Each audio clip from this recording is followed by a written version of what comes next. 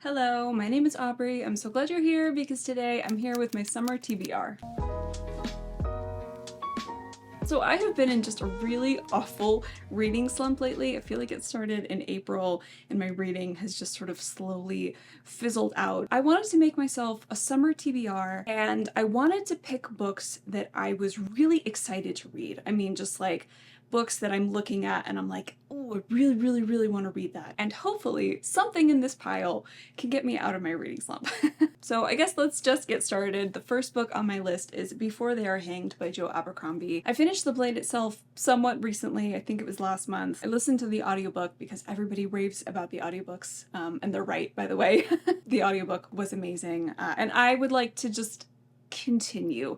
I did really enjoy it, and while it was very slow paced and with very little plot, I just found myself still very invested in the characters and what was happening, and I wanted to see how everything was coming together. The ending took kind of a weird turn, so I sort of want to see where things are going. So I would really like to continue on with this trilogy. Next up, I have The Priory of the Orange Tree by Samantha Shannon, and this might be a huge mistake putting this book on this list, as really chunky books tend to make me a little bit slumpy. That being said, I have been really excited to read this for a very long time, and everything about this just screams summer to me. I guess it's just the yellow color scheme and the oranges on the sprayed edges. I don't know. Every time I look at this book on my shelves, I'm like, ooh, I want to read that over the summer. So I've been saving it to read over the summer.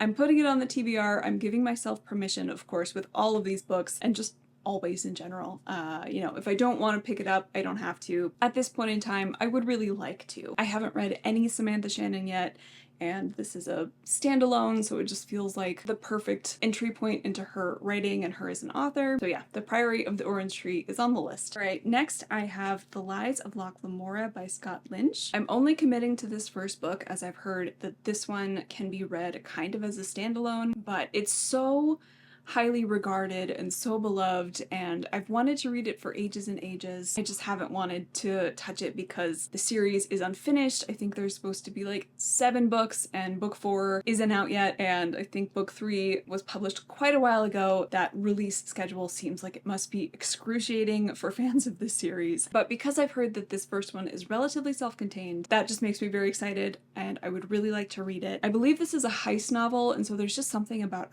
heist that feels very summery to me. I don't know too much else about it, and I think I would like to go in as blind as possible. But yeah, I am really excited to check this one out, and hopefully I'll get to it soon. Alright, next I have The Familiar by Leigh Bardugo. I am, like a lot of you out there, a huge fan of Leigh Bardugo. I love her Shadow and Bone trilogy. I love The Six of Crows, and I've been very excited about this new release from her all year. So I'm really excited to read this, and I feel like if I weren't in such a slump, I would have read this already. So yes, I would like to tackle this summer. Alright, next I've got The Honey Witch by Sydney J. Shields, and just everything about this screams summer to me. It's so sweet, it's so cottagecore, it just feels like the absolutely perfect thing to read this summer. I believe it's a sapphic romance about a woman who kind of inherits the job of being the Honey Witch. The catch, of course, is that no one can fall in love with the Honey Witch. And we also have like a second, somewhat grumpy character who doesn't believe in magic. And it just seems really cute. I want to read it, so it's on the list. Alright, next I have another book that I've just kind of been saving for summer, and it is The House in the Cerulean Sea by TJ Klune. I know this came out a while ago, and it's been sitting on my TBR for a couple of years now, I think, at this point. And again, it's one of those books that just screams summer to me, and every time I look at it, I'm like, I'm gonna read that in summer. And then the past 2 summers, I'm pretty sure I've been in reading slumps, so I haven't read it. But I would really like to. I know so many people love this. I know that it's supposed to be a very sweet story about a caseworker who gets assigned to this like orphanage full of magical children. Again, I've just heard such lovely things about this. I think there's a sequel coming out soon, so this feels like a good time to read this. I'm really looking forward to it. Next, I have Spells for Forgetting by Adrienne Young, and this is, I think, a bit of a mystery. I think it's also more of a contemporary fantasy or magical realism, and this just feels like such a sleepy, summery novel. We're following a girl who lives in this like sleepy little island town. The love of her life, August Salt, is accused of murdering her best friend, and he leaves the island because of the murder accusations, and after 14 years, he returns. There are some strange happenings that begin on the island, and so I think it's about sort of uncovering the mystery of what really happened. It just feels like a good one to read this summer. I do genuinely love a good mystery every once in a while, and this feels like that might scratch that itch. Alright, next I have Daughter of the Forest by Juliette Marillier, and again I picked this just because it feels like a summery read to me. It has a lot of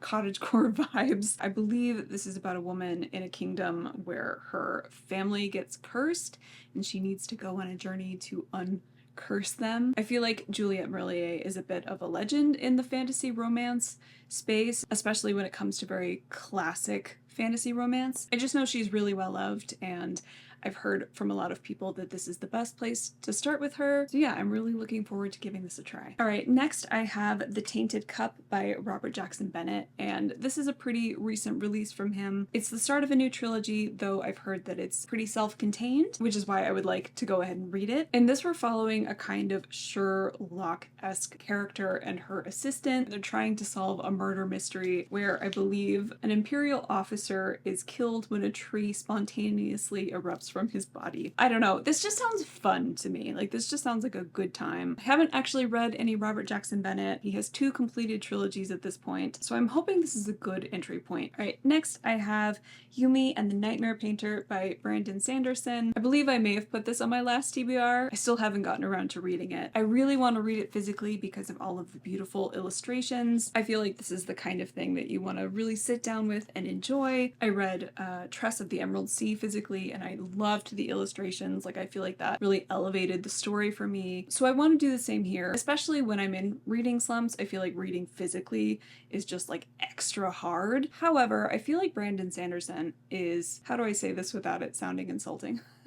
His writing style is very easy to read. Like, I feel like he has a very plain and therefore inviting writing style, and so I feel like this could be a really good option to get me back into reading physically. And I've just heard such lovely things about this. I think this is Brandon Sanderson's first romance slash love story, and yeah, just everything about it is so gorgeous and I really want to read it. So yeah, here's hoping to finally getting around to it. Alright, so that is my list for my summer TBR. I tried to keep it to 10 books that I was just really excited to read, things that I would feel motivated to read, and this feels like a pretty good list. Please let me know what you will be reading this summer. I will leave my most recent wrap-up right here for you if you're looking for something else to watch. And just as a reminder, I do have a new embroidery business. I make bookish pendants and bookmarks, and I have all of that linked down below if you want to check it out. Please like this video if you liked it, and subscribe if you want to see more from me.